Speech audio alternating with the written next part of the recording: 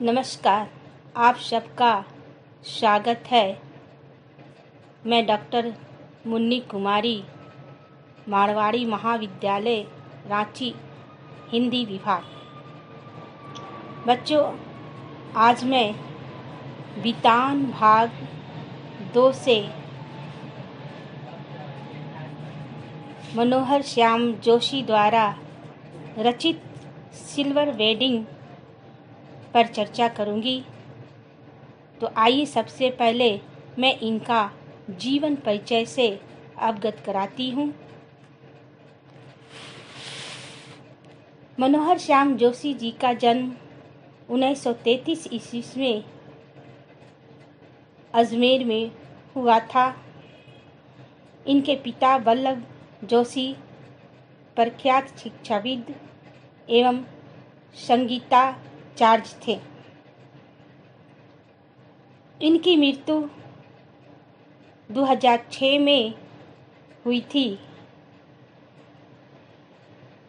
इनके निधन से हिंदी साहित्य में जो स्थान रिक्त हुआ है उसकी भरपाई होना संभव नहीं है।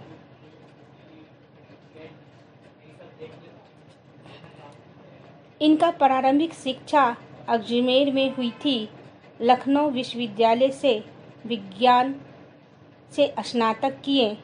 विज्ञान में रुचि के कारण वह कल के वैज्ञानिक उपाधि से सम्मानित भी हुए, लेकिन जीवन में जिन उतार चढ़ावों के सामना किया वह एक जगह टिक नहीं पाए।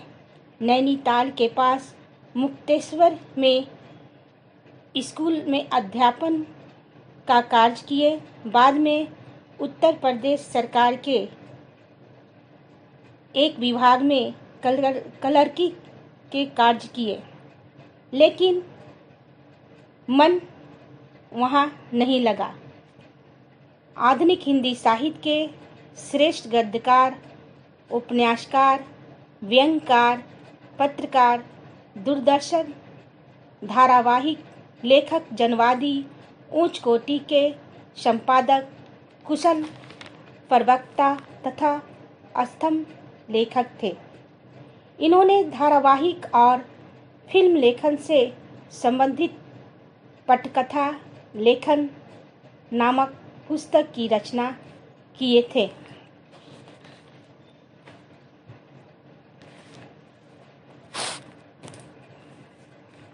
सिल्वर वेडिंग कहानी के लेखक प्रसिद्ध पत्रकार और कथाकार थे।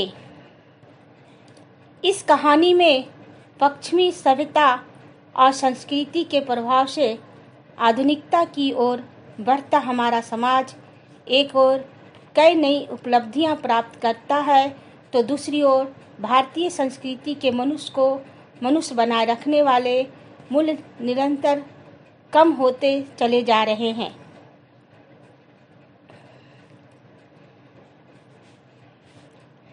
जशोधर बाबू कहानी के मुख्य पात्र हैं। वे होम मिनिस्ट्री में सेक्शन ऑफिसर के पद पर कार्यरत हैं। उनके अधीनस्थ कर्मचारी उनके कारण कार्यालय में 5 बजे तक बैठे रहते हैं। शाम को चलते चलते वे अपने दिन भर के सुख व्यवहार को कोई मनोरंजक बात कहकर हल्का करने की कृष्णानंद पांडे की परंपरा का निर्वाह करते हैं। उनके अधीनस्थों में एक नए लड़के चड्डा का पहनावा उन्हें अच्छा नहीं लगता है, लेकिन वे कुछ नहीं कह पाते हैं। चड्डा कुछ मुंहफट भी है। एक बार उसने पंत जी से पूछा, बड़े बाऊ, आपकी अपनी चूहेदानी का क्या हाल है? वक्त सही देती है? पंत जी ने उसकी धृष्टता को अनदेखा कर दिया, तो उसने पंत जी की कलाई थाम ली और घड़ी की ओर देखकर बोला, बाबा, आदम के जमाने की है। बड़े बाऊ, यह तो अब तो डिजिटल ले लो, एक जापानी सस्ती मिल जाती है। जसोदर बाबू नहले पर दहला मारते हुए कहते हैं कि यह घड़ी मुझे शादी में मिली थी। हम पुरानी चाले के, हमारी घड़ी पुरानी चाल की। अरे यही बहुत है कि अब तक राइट टाइम चल रही है। क्यों, कैसी रही? किशनदा जसोदर बाबू के आदर्श थे, क्योंकि उन्होंने ही जसोदर को अपने दफ्तर में नौकरी दिलवाई और दफ्तरी जीवन में मार्गदर्शन किया। किशनदा यद्यपि विवाह नहीं किया था, लेकिन उन्होंने पहाड़ से आए कितने ही लड़कों को नौकरी लगाने का आश्रय दिया। चड्डा ने उनसे पूछा कि आपकी शादी कब हुई थी? जसोदर बाबू ने बताया कि उनका विवाह 6 फरवरी 1947 में हुआ था। मेनन ने उन्हें बधाई देते हुए कहा कि आज तो आपका सिल्वर वेडिंग है। चड्डा ने चपरासी को बुलाया और उनसे सिल्वर वेडिंग की पार्टी के नाम पर जैसे तैसे 30 रुपये निकलवा लिए। जसोदर बाबू परंपरागत मूल्यों को बनाए रखने के पक्षधर थे। उन्होंने सिल्वर वेडिंग को गोरे लोगों को चोचला बताते हैं, लेकिन फिर भी उन्होंने चड्डा के जिद करने पर 30 रुपये दिए। एक दिन वे लगभग 10 सिगरेट पी जाते थे, जो कि उनके काम करने की शैली को प्रभावित नहीं कर पाती। वे सभी से मृदु व्यवहार बनाए रखते हैं। वे फिजूल खर्ची में विश्वास नहीं कर रखते थे। पहले वे गोल मार्केट से सेक्रेटेरिएट तक साइकिल पर आते जाते थे। उनके बच्चे युवा हो चुके थे। उन्हें पिता का साइकिल सवार होना अच्छा नहीं लगता था। बच्चे चाहते थे कि पिताजी स्कूटर ले ले, परंतु उन्हें शम्हायु स्कूटर निहायत बेहुदा सवारी मालूम होती थी। अतः अब वे पैदल ही दफ्तर आते जाते थे। दफ्तर से घर लौटते हुए प्रतिदिन बिरला मंदिर में बैठकर प्रवचन सुनना उनकी दिनचर्या बन चुकी है। बच्चों की आलोचना को वे अनसुना कर देते हैं। फिर वे पहाड़गंज से साग सब्जी खरीदकर रात के 8 बजे के करीब घर पहुंचते हैं।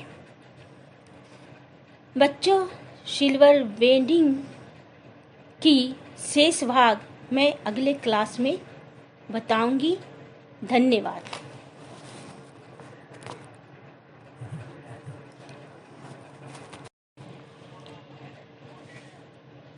नमस्कार, आप सबका स्वागत है।